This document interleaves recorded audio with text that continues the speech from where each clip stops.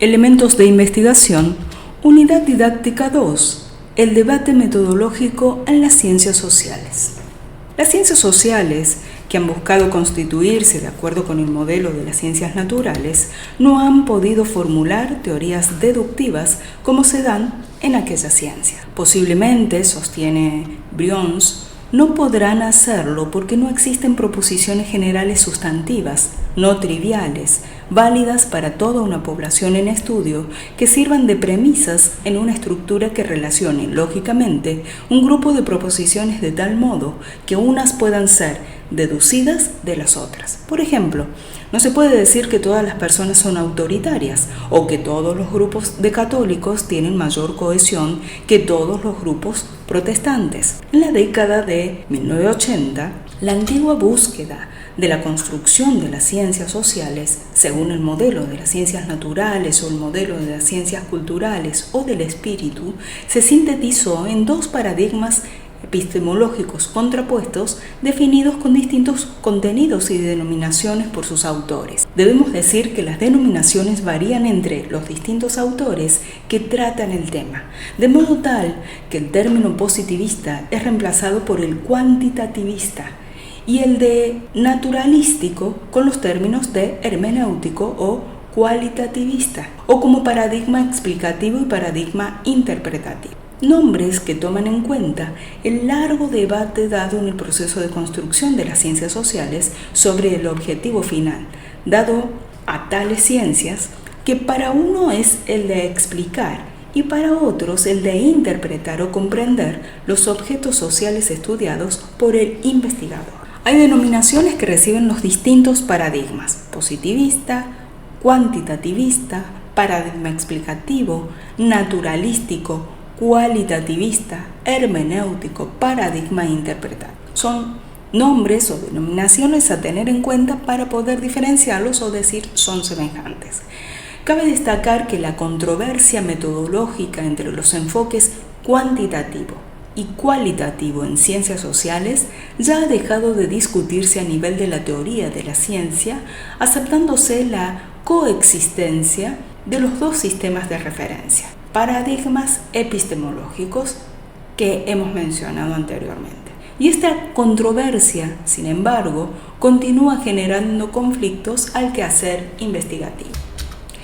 El método cualitativo parte desde un acontecimiento real acerca del cual se quiere hacer un concepto. Se está ante algo que se quiere saber qué es. El punto de partida son las observaciones que se han hecho y se hacen acerca del acontecimiento inmerso en la realidad.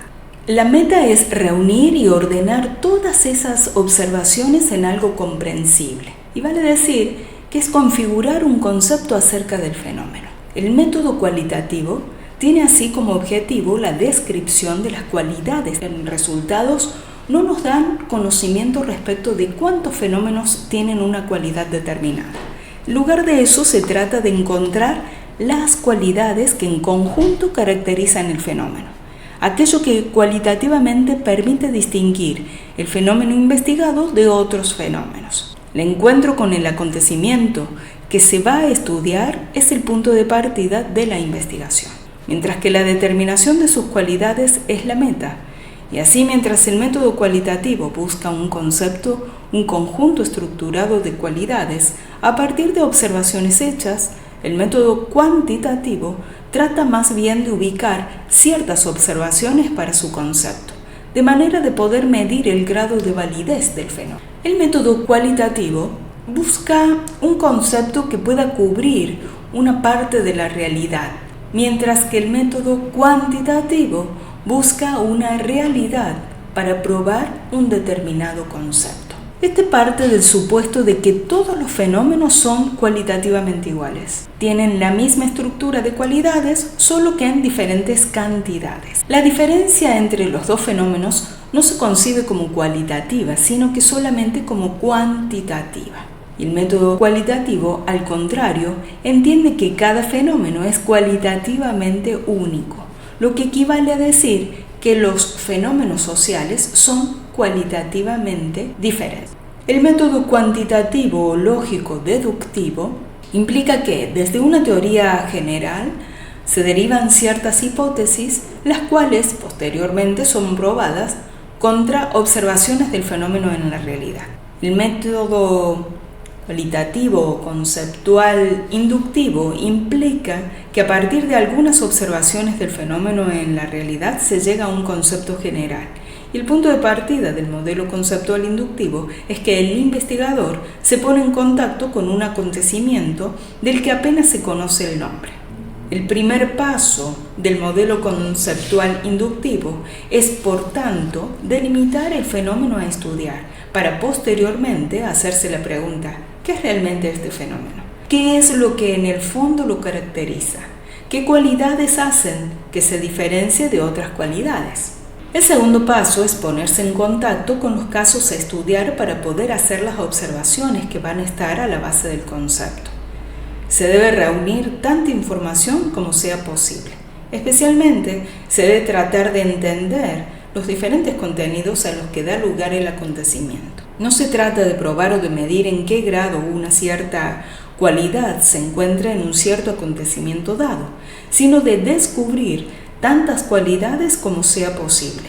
Hay que elegir uno o un par de métodos de recolección de datos, para finalmente, ante el cúmulo de información reunida, centrar la atención en ciertos aspectos seleccionados con la ayuda de una perspectiva teórica. Se trata de conectar la información a las cualidades, lo que en conjunto nos daría un concepto sobre el fenómeno. Siguiendo la lógica del modelo conceptual inductivo, nos enfrentamos al problema de maximizar las diferencias de los casos analizados. Se trata de encontrar diferentes tipos de situaciones naturales para el fenómeno en cuestión, diferentes ejemplos del fenómeno en diferentes situaciones naturales, para maximizar la probabilidad de encontrar la mayor parte de las cualidades del fenómeno.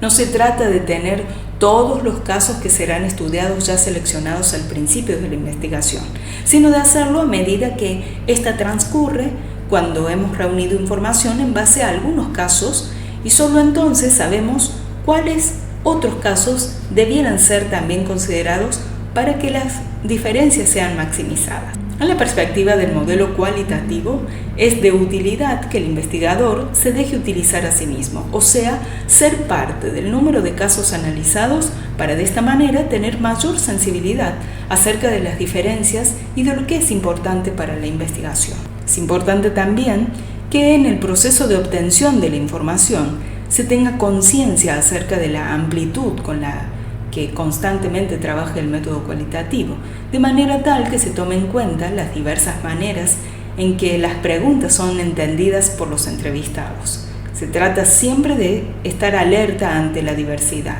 cuando ésta aflora, y después ser consciente acerca de las diferentes aristas del problema, tener en cuenta las diferentes maneras en que las preguntas son entendidas. En investigaciones cualitativas, se debe, en vez de la exactitud, hablar de entendimiento en profundidad. Se trata de obtener un entendimiento lo más profundo posible, y aquí se pueden diferenciar 4 niveles. Primero, cuando la información es admitida en forma de dato bruto, captada por los sentidos. En segundo lugar, cuando se trata de información de entendimiento, y vale decir cuando las intenciones conscientes pueden ser entendidas por el actor. En tercer lugar, cuando además tenemos contenido inconsciente, el cual pudiera ser lugar o pudieran ser entendidas, ¿no?, por el mismo actor. En tercer lugar, cuando además tenemos contenido inconsciente, el cual pudiera ser entendido. Y finalmente, cuando el observador puede darse cuenta que el actor se comporta o manifiesta como si ciertas cosas fueran subentendidas, o sea, basar su comportamiento en consideraciones tan claras que ni siquiera piensa en ellas. Aunque la lista de opciones, teniendo en cuenta las perspectivas comprensivas de la investigación social cualitativa, hay fundamentos teóricos y características específicas. Y aunque la lista de opciones incluidas dentro de la llamada investigación social de corte cualitativo es muy amplia, nosotros vamos a abordar con un poco más de detalle 5 de esas aproximaciones. Uno es la etnografía, otro la etnometodología, la hermenéutica y la teoría fundada. Sin embargo, de manera previa y como aporte a la claridad que es necesario hacer en este terreno, presentamos en una primera parte 2 de los fundamentos teóricos cualitativos más importantes de la investigación social, y uno es interaccionismo simbólico y la fenomenología. Las raíces filosóficas de esta corriente del pensamiento se hallan en el pragmatismo de John Dewey. Fueron pioneros Peirce y James, y el interaccionismo simbólico representado por Zirkul en 1974 y sus seguidores le da un peso específico a los significados sociales que las personas asignan al mundo que les rodea. Para desarrollar su punto de vista, Blumer, otro representante de esta tendencia, plantea 3 premisas que fundamentan su perspectiva. Una es que las personas actúan con respecto a las cosas e inclusive frente a las personas sobre la base de los significados que unas y otras tienen para ellas. En segundo lugar, que los significados son productos sociales que surgen durante la interacción. Y la otra premisa es que los actores sociales asignan significados a situaciones, a otras personas, a las cosas y a sí mismos a través de un proceso de interpretación. La manera como el interaccionismo plantea los objetos del investigar, entonces ya no son la cultura en general o los productos culturales en particular, sino esencialmente los procesos de interacción a través de los cuales se produce la realidad social dotada de significado. De esta última perspectiva es la dinámica de producción de significación por parte de los actores sociales el eje de las búsquedas de esta perspectiva conceptual y metodológica. Los fenomenólogos tratan de describir la experiencia sin acudir a explicaciones causales. Para el efecto, es orientador el trabajo de Heidegger, quien describió lo que él llamó la estructura del mundo de la vida, focalizándola sobre la experiencia vivida. Y este concepto es la base de todo un nuevo marco de comprensión y de análisis de la realidad humana. Las 4 existencias o los 4 existenciales básicos para el análisis antes mencionado son el espacio vivido, sería la espacialidad, el cuerpo vivido, que es la corporeidad, el tiempo vivido, la temporalidad y las relaciones humanas vividas. El interés gira entonces alrededor de la búsqueda de acceso a la esencia de ese conjunto de existencias.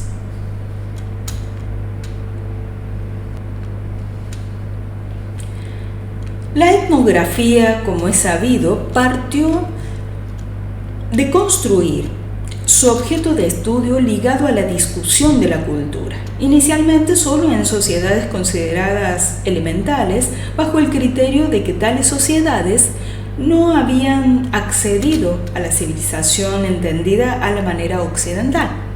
Más tarde, y en contraste, surgió la llamada etnografía de las sociedades complejas, con aplicaciones a grupos poblacionales específicos como los viejos y a ámbitos nuevos tales como la institución psiquiátrica, el aula escolar y la fábrica, entre otros.